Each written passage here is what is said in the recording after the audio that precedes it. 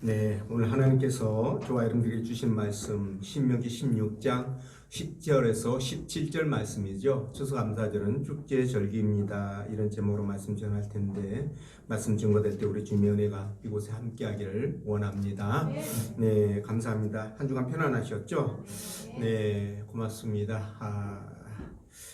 이번 주 또 날씨가 그렇게 11월 달이잖아요, 지금. 근데도 별로 이렇게 추운 줄을 모르겠습니다.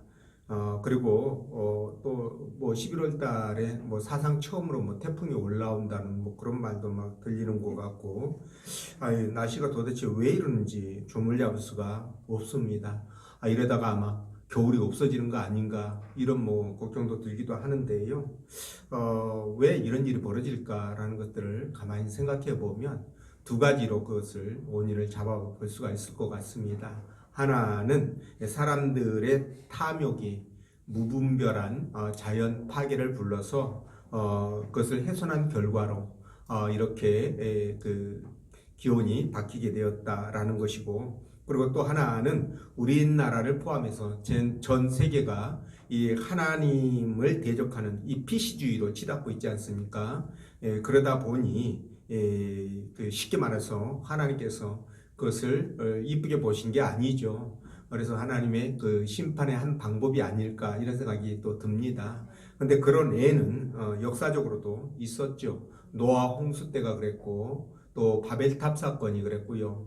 그리고 또 하나 소돔과 고모라성의 멸망이 바로 그 좋은 예다, 이렇게 말씀을 드릴 수 있을 것 같은데, 그래서 우리는 신앙이기 때문에 이런 그 시대적 흐름을 잘 읽으셔야 됩니다. 그리고 겸손하게, 우리가 언제 이 땅을 떠날지 모르잖아요. 언제 떠나더라도 하나님 앞에 부끄러움이 없도록 그렇게 우리가 신앙생활을 잘 해 나가야 될 것이다 라는 생각을 해보는데, 그럼 여러분 되시기 바랍니다. 자, 신명기 말씀은요, 이스라엘 백성들이 광야에서 40년 동안 하나님 나라 백성으로 거듭나는 혹독한 적응 훈련을 끝내게 되죠. 그리고 이제 가나안 입성을 눈앞에 둔 이 모압 평지에서 이제 가나안 땅에 들어가야 할 새로운 이 세대들에게 하나님 나라 백성이 가나안 땅에서 어떻게 살아가야 될 것인가 라는 부분에 대하여 말씀하신 내용이 바로 이 신명기서입니다. 특히 오늘 본문, 우리가 읽었던 이 본문의 말씀은 그 중에서도 가나안 땅에 들어가면 너희가 절기를 지켜야 될 것인데, 이 절기가 어떤 의미가 있고 또 어떻게 지켜야 되는가, 이런 부분에 대한 말씀을 하셨다. 성령의 감동으로 이 말씀을 기록하셨다, 이렇게 여러분들이 생각하시면 됩니다. 그래서 하나님은 오늘 본문의 말씀을 통해서 다음과 같은 세 가지로 우리에게 은혜를 주셨는데, 그 첫째가 추수감사절은 하나님의 은혜를 기억하는 축제라는 것이고요. 두 번째, 추수감사절은 이웃과 형제와 함께하는 축제라는 거예요. 그리고 세 번째는 추수감사절은 복주심과 또 앞으로 주실 것에 감사하는 축제다, 이런 말씀을 드릴 수 있습니다. 자, 그러면 본문 말씀 따라가면서요, 추수감사절이 왜 우리에게 축제가 되는지 성령께서 들려주시는 하나님의 음성을 듣도록 하겠습니다. 자, 첫째로 추수감사절은 하나님의 은혜를 기억하는 축제입니다 라는 건데, 12절 말씀 읽어봅니다. 시작.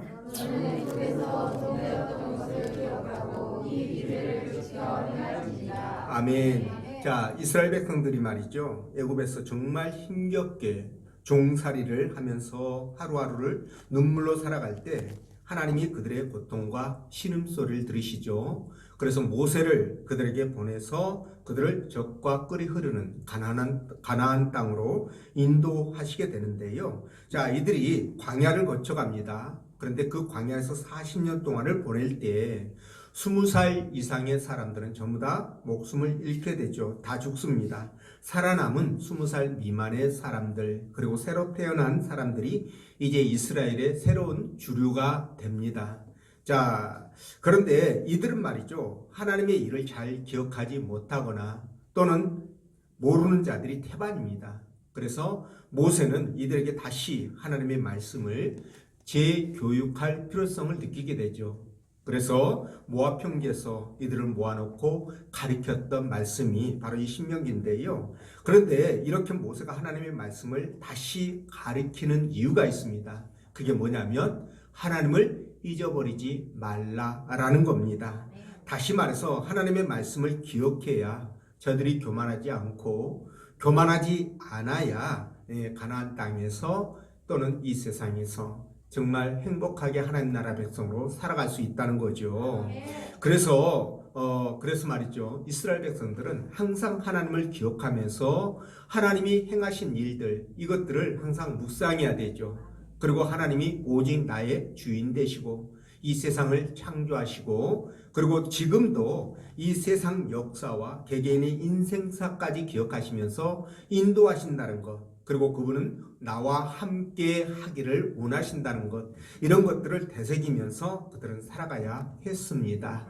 자, 그런데 하나님께서는요, 이스라엘 백성들이 앞으로 어떻게 되어질 것인가, 저들의 성품이라든가 저들의 모든 행위들을 너무나 잘 알고 계셨죠. 그래서 신명기 8장 11절에서 19절에 이렇게 말씀을 기록하셨는데요. 좀 긴 말씀입니다만 전부 다 말씀이 한 절 한 절이 의미가 있어서 제가 긴 말씀을 여러분들에게 읽어 드릴까 합니다.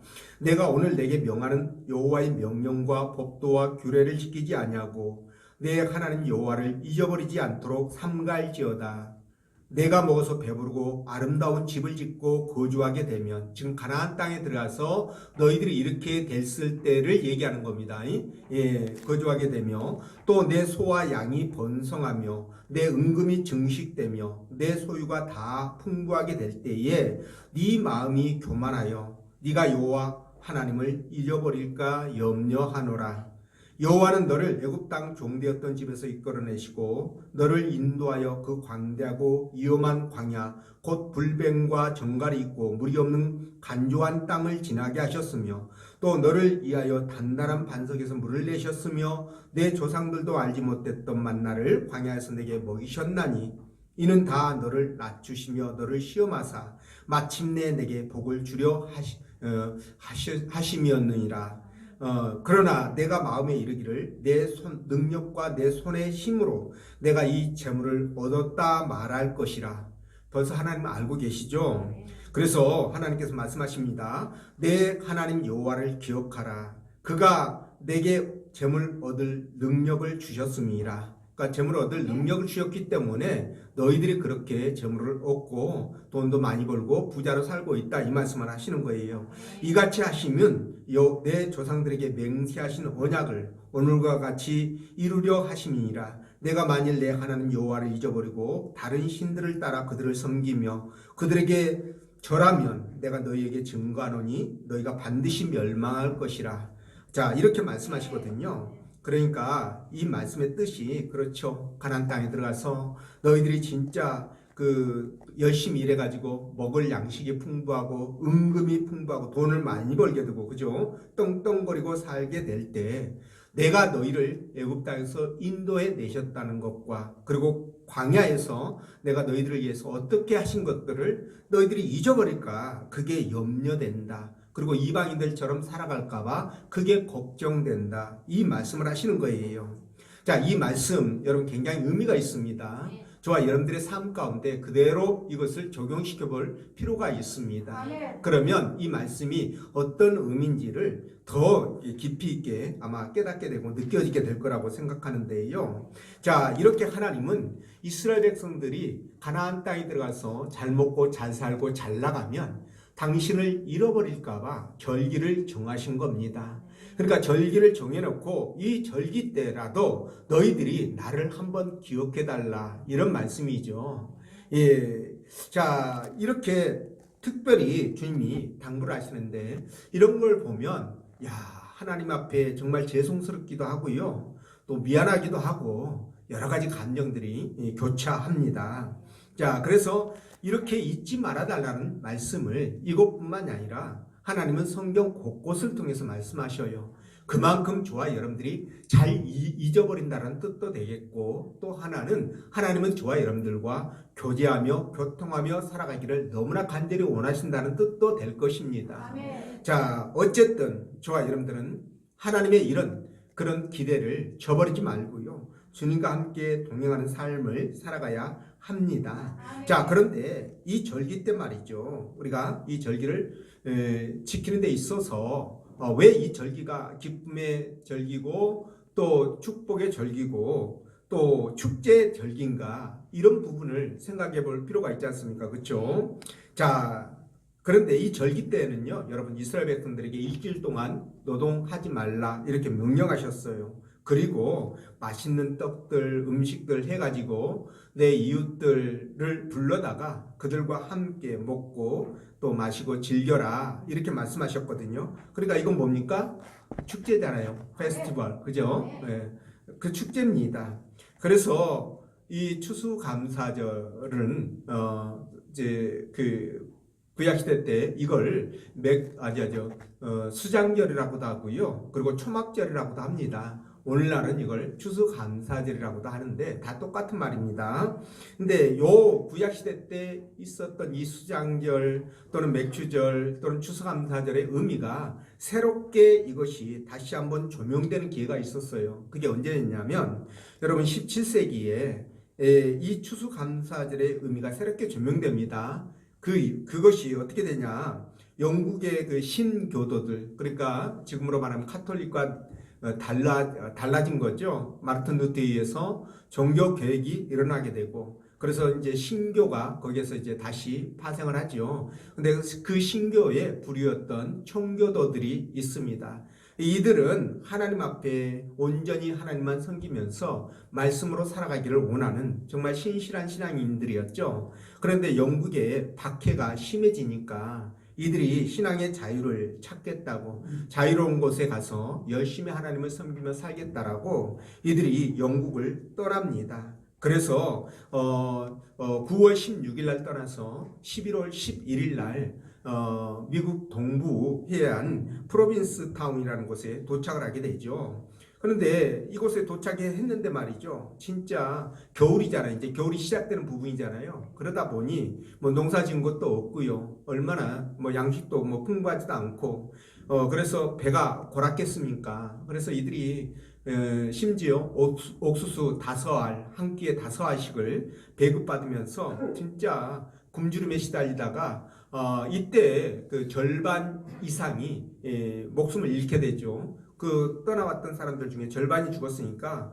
굉장히 많이 죽은 겁니다. 그럼에도 불구하고 영국으로 돌아간 사람이 단 한 사람도 없었답니다. 그 이유는 신앙을 지키기 위해서 신앙을 갖고 건너왔던 사람들이기 때문에 목숨을 잃을지언정 신앙의 자유가 없는 곳으로 가기 싫다는 뜻이죠. 자, 그래서 어쨌든 이들이 추위와 질병을 이겨내고 이듬해 씨앗을 심어서 가을에 수확을 하게 되는데요. 이렇게 수확을 하고 나서 얼마나 기뻤겠습니까? 그래서 하나님 앞에 이 구약에 있었던 이 수장절, 이 그 초막절의 의미를 생각하면서 하나님 앞에 예배를 드렸던 것이 바로 추수감사절의 재조명, 재시작이다. 이렇게 여러분들이 생각하시면 될 것 같습니다. 그래서 지금도 미국 사람들은요, 추수감사절 되면 아이들 다 이렇게 불러놓고 그 옥수수알 5개를 그릇에다 담아서 올려놓는답니다. 그걸 보면서 자기 조상들이 이곳에 와서 얼마나 고통, 고난을 겪었는지, 그리고 지금까지 이렇게 하나님이 풍성하게 복을 주셔서 지켜주시고 인도하심에 대한 감사를 이렇게 감사하며 그 하나님의 은혜를 생각하는 그런 시간들을 가졌다고 합니다. 그래서 여러분, 우리가 이런 것들을 생각하면 우리 살아있는 이 자체, 숨쉬고 그리고 활동하고 걸어다니고, 그죠? 이게 우리 장로님 보면 더더욱 그런 생각이 들잖아요. 몸 이렇게 팔다리 자유롭게 움직이고 이런 것들이 얼마나 큰 복인지를 우리가 절실하게 느낍니다. 이런 것들이 거저되어지지 아니하고 하나님의 은혜였고 사랑이었다라는 것을 생각한다면 하나님의 은혜에 더 감사하지 않을 수가 없습니다. 자, 그래서 말이죠. 영국 격언에 이런 말이 있답니다. 지옥은 감사할 줄 모르는 사람들로 가득 찼고 천국은 어떤 사람으로 가득 찼을까요? 감사할 줄 아는 사람들로 가득 찼다. 굉장히 쉬운 문제예요. 그렇죠? 예, 그런 말이 있고 또 허당 김만택 선생이라는 분이 있어요. 이 사람이 은혜를 모르면 사람이 아니다. 이런 말을 또 했습니다. 누구라고요? 네, 그런 사람이 있어요. 예, 그렇기 때문에 여러분들이 이 추수감사절에 여러분들이 지금까지 하나님이 함께 하셨고 이끌어 오셨고 베풀어 주셨던 그 은혜를 생각하면서 정말 기쁨으로 감사함으로 보내는 그런 진정한 축제가 되시기를 원합니다. 그리고 두 번째, 추수감사절은 이웃과 형제와 함께하는 축제예요. 그래서 14절 말씀 한번 읽어보겠습니다. 시작. 절기를 지킬 때에는 너와 내 자녀와 노비와 내 형중에 거주하는 레위인과 객과 고아와 가부와 함께 즐거워하되. 아멘. 그러니까 하나님 지키시라고 명령하신 이 세 개의 절기 중에서 이 그 초막절이 수장절이고 수장절이 추수감사절이다 이런 말씀을 드렸잖아요. 근데 이 세 개의 절기를 지킬 때 이 초막절이라고 부르는 이유가 있어요. 이 초막절은요, 세계 절기, 요 세계 절기를 얘기할 때 초막절, 수장절, 추수감사절을 얘기하는 거 아니에요. 원래는 6월절, 맥추절이라고도 하고 칠칠절이라고도 하죠. 그거하고 초막절이라고도 하고 수장절이라고도 하고 추수감사절이라고도 하는 요 세 개의 절기를 지키는 겁니다. 자, 그런데 이 초막절이라고 하는 이유는 뭐냐면 이스라엘 백성들이 추수를 다 끝내고 이제 텅 빈 들판 있잖아요. 거기에 나가서 풀 같은 거 이런 것들로 이제 그 초막을 짓습니다. 거기에 들어가서 일주일 동안 정말 일주일 동안 살 때 굉장히 힘들지 않겠어요? 집에 모든 것들이 갖춰져 있는데 초막에서 임시로 거처하는데 모든 게 다 불편하지 않겠습니까? 그런 생활을 하면서 우리가 돌아가야 될 곳은 이 땅이 아니고 영원히 이 땅에서 거하는 것이 아니라 아버지께로 돌아가야 된다라는 그런 다짐들을 해보는 시간들을 갖는 거죠. 그래서 나그네라는 생각을 갖게끔 하기 위해서 이 초막절을 지키는 것이고요. 두 번째, 수장절이라고 부르는 이유는 이스라엘 백성들에게 하나님 복을 주셔서 추수를 하지 않습니까? 그걸 전부 다 거두어 가지고 창고에다가 수장을 하는 거예요. 저장하는 거예요. 그걸 수장이라고도 이렇게 얘기를 합니다. 그러고 나서 그 은혜에 감사해서 드리기 때문에 수장절이다 이렇게 말씀합니다. 추수감사절과 똑같은 말이라고 보시면 됩니다. 자, 그런데 이때 말이죠. 이 추수감사절을 지낼 때 하나님 뭐라고 말씀하시느냐? 네 성중에 있는 내인과 자녀와 노비와 내인과 고아와 가부와 그리고 나그네와 함께 지내라 이렇게 말씀하셔요. 근데 여기에 자녀들과 종은 내 집에서 일하는 사람이니까 그렇다 쳐요. 그런데 여기에 레인과 객과 나그네, 그죠? 똑같은 말이죠. 그리고 고아와 가부들까지 함께 불러다가 이 추수 감사 축제를 지내라 이렇게 말씀하시는 거예요. 여러분 왜 이렇게 말씀했을까요? 그 이유는 간단합니다. 여러분 내인들이 추수감사제를 지낼 수 없습니다. 왜 그렇습니까? 내인들은 땅을 받질 못했어요. 하나님이 주시는 11조와 그리고 각종 헌물들이 내인들의 몫이란 말이에요. 그래서 추수감사에 참여하기가 어렵습니다. 그래서 그들을 불러다가 함께 이 추수감사제에 참여하게 해라 이런 말씀이에요. 그리고 고아와 가부도 마찬가지입니다. 당시 그 사회는 말이죠. 남성 위주로 돌아가는 사회잖아요. 그러다 보니까 고아와 가부는 그야말로 최빈곤층으로, 최하류층으로 전락을 합니다. 그래서 이들을 돌봐야 되지 않습니까? 그래서 이 추수감사절 또는 맥추절 또는 6월절 또는 각종 절기 때만이라도 이들을 불러서 함께 그 절기에 참여시켜서 그들을 먹고 또 마시고 즐길 수 있도록 그렇게 배려를 하시려고 하는 하나님의 뜻이 있는 거고요. 그리고 나그네나 객을 초대하라는 것도 역시 마찬가지예요. 나그네나 객은 그곳에 생활 기초 기반이 있는 사람들이 아니지 않습니까? 잠시 있다가 갈 사람들이기 때문에 추수감사제의 기쁨을 누리지는 못합니다. 그래서 그들을 불러다가 구제의 의미도 있고요. 축제에 참여케 하기 위한 의미도 있는 거예요. 자, 그래서 그들을 이렇게 불렀는데 여러분 이런 걸 보면 우리 하나님의 관심이 어디에 있는지를 우리가 짐작하게 됩니다. 여러분 우리 하나님의 관심이 어디 있을까요? 네, 잘 먹고 잘 사는 부자들에게 물론 그들을 예면한다라는 의미는 아닙니다. 그들 가운데서 하나님을 찾고 의지하는 사람, 하나님 나라의 백성이 있어요. 뭐 그들을 얘기하는 것이 아니라 대체적으로 보면 그런 사람들이 헐벗고 굶주리고 그죠? 못 살고 사회적 약자에 비하여 훨씬 주님을 믿지 않습니다. 이해가 되시죠? 네. 그래서 말이죠. 그들보다는 주님도 연약한 그 형제들에게 더 많은 관심을 가졌고 그들에게 복음을 먼저 전했습니다.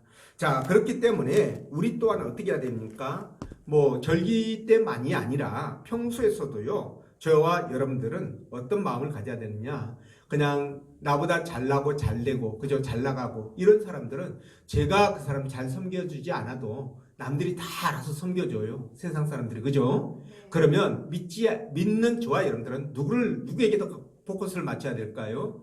그렇죠. 예, 객과 나그네 고아와 과부들 그리고 내인들 이런 사람들에게 포커스를 맞춰야 되는 것입니다. 여러분도 그렇게 생각하실 줄 믿습니다. 근데 말이죠. 저는 이런 생각을 해봤어요. 진짜 많이 배우고 많이 갖고 있고 지위도 높고 이런 사람이 진짜 연약한 자들을 진심으로 섬기는 그런 모습 보이면 낮아져가지고 그들을 섬기고 그러면 얼마나 멋져 보일까 그런 생각이 들더라고요. 그렇죠? 여러분 그렇지 않습니까? 예, 그렇습니다. 그러니까 이런 반대로 연약한 사람이 힘 있는 사람을 섬기는 것은 뭐 좋아 보지 않아요. 예, 그런데 반대의 경우는 굉장히 멋져 보입니다. 그런데 하나님께서도 당근 기뻐하실 것이다. 이런 생각을 해봅니다. 그래서 우리가 이 추수감사절의 의미를 바르게 알고요. 예, 그렇게 하나님께서 말씀하신 대로 그렇게 지낸다고 한다면 축제를 즐긴다고 한다면 우리는 정말 현명한 사람이다 이런 말씀을 드립니다. 그런 여러분 되시길 바라고 세 번째 추수감사절은 복 주심과 그리고 앞으로 주실 복에 감사하는 절기다 축제다 이런 말씀을 드립니다. 자 15절 말씀 읽어봅니다. 시작. 내 하나님 여호와께서 택하신 곳에서 너는 이랬구나. 내 하나님 여호와 앞에서 절기를 지키고 내 하나님 여호와께서 내 모든 소출과 내 손을 가진 모든 주시는 것이지 너는 그들이 저버리지라. 아멘. 자 여기 하나님께서 절기를 지킬 때 빈손을 보이지 말라 이렇게 말씀하셨잖아요. 자 그런데 이 빈손을 보이지 말라고 하면 분명 하나님께서 무엇을 원하신다는 얘기 아니에요. 그죠? 자, 그것이 무엇이든 간에 드리는 법칙이 있습니다. 그게 뭐냐? 내가 너에게 준 만큼, 그러니까 네가 나에게 많이 받았다고 생각하면 너도 나에게 많이 주고 네가 나에게 적게 받았다고 생각하면 너도 나에게 적게 달라 이 말이에요. 복 주시는 대로입니다. 이게 하나님 앞에 드리는 법칙이에요. 그러니까 사실 우리가 돌아보면 지금도 마찬가지입니다. 당시 이스라엘 백성들뿐만이 아니라 지금 저와 여러분에게도 동시에 적용되는 말씀인데 하나님은 우리에게 땅을 주셨고요. 햇빛과 물을 주셨죠. 그렇죠? 그리고 그것이 잘 자라도록 하나님께서 이 계절을 이렇게 잘 운영을 하셔가지고 농사가 잘 되게 그렇게 해 주셨습니다. 또한 건강 주셔서 그것들을 잘 수확할 수 있도록 하나님께서 우리에게 모든 조건들을 허락하셨어요. 자, 그렇다고 본다면 내가 가지고 있는 내가 얻은 모든 것들은 하나님의 은혜였고 하나님의 도우심이었다는 것을 우리가 알 수 있습니다. 자, 그렇기 때문에 우리는 하나님 앞에 감사할 수밖에 없는데요. 근데 감사할 때 여러분 그냥 말로만 맨입으로만 하면 효과가 없습니다. 그렇죠? 물론 이런 말도 있어요. 말 한마디에 천냥빛을 갚는다 이런 말 있죠. 자, 그런데 여러분 이 말도 그래요. 이렇게 가만히 생각해 보면 천냥빛을 갚게 해주는 말이 여러분 행동 따르지 않는다면 어떻게 될까요? 의심받게 됩니다. 의심받게 돼요. 부모 섬기는 것도 마찬가지입니다. 여러분 부모를 섬길 때에도요. 만약에 여러분들이 정말 내 부모님 사랑하고 존경해요. 감사합니다. 이런 말로 했다고 해요. 그런데 얘가 말이죠. 부모는 돌보지 않고 방치한다고 한다면 어떻게 될까요? 말은 뻔질나게 하는데 행동을 보면 완전히 이거는 그냥 그죠? 방치하고 그런다. 그러면 어떻게 됩니까? 얘 입만 살았네? 그럴 거 아니겠어요? 예, 그러면은 그 입으로 나오는 말에 신빙성이 떨어진다는 거죠. 믿을 수가 없다는 겁니다. 하나님도 똑같은 말씀을 하셔요. 예, 이사야 29장 13절에 보면 주께서 이르시되 이 백성이 입으로는 나를 가까이 하며 입술로는 나를 공경하나 그들의 마음은 내게서 멀리 떠났나니 이렇게 말씀하셔요. 의미 있는 말씀이죠. 그렇기 때문에 우리가 하나님 앞에 감사하는 것은 행동이 따라야 됩니다. 제가 여러분들에게 행동이 따라야 된다 그러니까 아유 목사님 또 이렇게 흥분하는 소리 아니야? 아니 그거 아닙니다 여러분. 그것도 한 방법이 될 수 있지만 여러분들이 정말 하나님을 그렇게 사랑하고 따른다면 여러분들의 마음이 달라져야 되고요. 행동이 달라져야 돼요. 여러분들이 형제들을 대할 때 지금 우리가 말씀에서도 확인했지만 우리 주님이 우리 형제들에 대해서 연약한 자들에 대해서 얼마나 많은 관심을 갖고 그들을 섬기기를 원했습니까? 그걸 봐도 우리가 우리 형제들에 대해서 내가 어떤 마음을 갖고 살아가야 될 것인지를 알 수 있지 않습니까? 그렇죠? 그러면 그 형제들에 대해서 내가 몸으로 실천을 하는 겁니다. 내 돈 들이고 물질 들이고 시간 들여서 형제들을 사랑하고 교회 공동체를 세우고 그리고 이 교회 공동체를 통해서 더 많은 사람들이 주님을 알고 구원을 받는 그런 길로 갈 수 있도록 그렇게 힘쓰고 애쓰는 거예요. 예, 이런 모든 과정들이 다 포함되어 있는 것입니다. 그걸 행동으로 보여줘야 된다는 거죠. 그래서 말이죠. 그래서 우리가 진짜 하나님을 믿고 의지해야 되는데 근데 혹자는 이렇게 말합니다. 그냥 내 힘으로 내 재주로 그냥 일하니까 내가 능력이 되니까 돈도 많이 벌고 그리고 잘 먹고 잘 사는데 이게 무슨 하나님과 상관이 있느냐 이렇게 또 생각하시는 분들이 분명히 있거든요. 그러니까 신앙이 이제 잘하지는 않는데 전혀 그렇지 않습니다 여러분. 하나님께서 우리를 붙드시지 않는다면 당장 무슨 일이 일어날지 누구도 예측이 불가능하다는 거예요. 그래서 야고보서 4장 13, 14절에 뭐라고 말씀하십니까? 들으라 너희 중에 말하기를 오늘이나 내일이나 우리가 어떤 도시에 가서 거기서 1년을 머물며 열심히 장사해가지고 많은 이익을 남기자. 이렇게 하는 자들아 들어라. 내일 일을 너희가 알지 못하는도다.